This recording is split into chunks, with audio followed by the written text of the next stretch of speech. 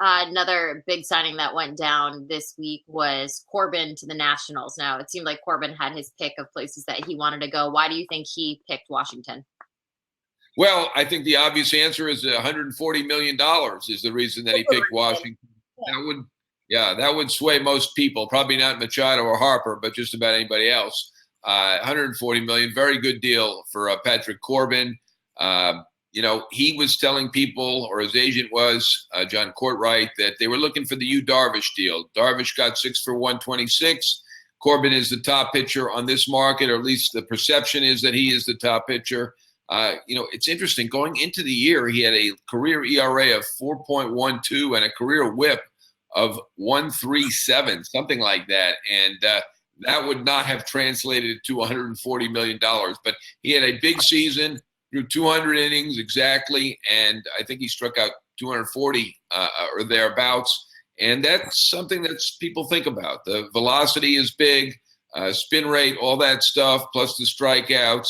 And that certainly swayed the Washington Nationals. They know pitching. Mike Rizzo, very good with pitching.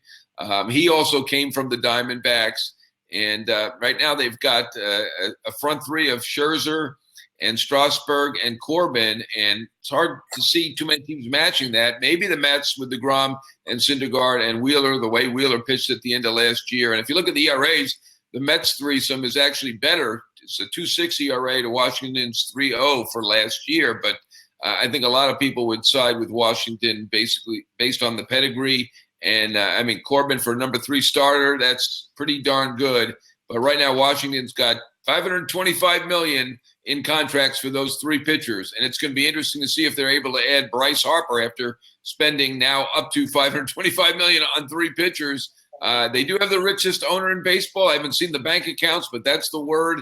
The Lerner family is the richest, but that's a lot of money. Do you think you just mentioned all the numbers there. Do you think they overpaid for him? Well, I guess we'll see. It certainly is a high number. It certainly beats my prediction on Fancred. I believe I had him at 5 for 105, and I think that's where the Yankees were going to be. I think they were right in that area. They had suggested they would not do the Darvish deal. They were not prepared to go 6 years.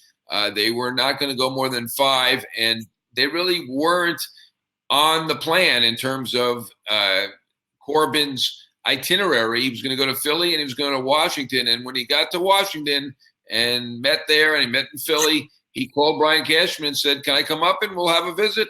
And that was probably good for both sides because what it did was it let Washington know he was visiting with the Yankees.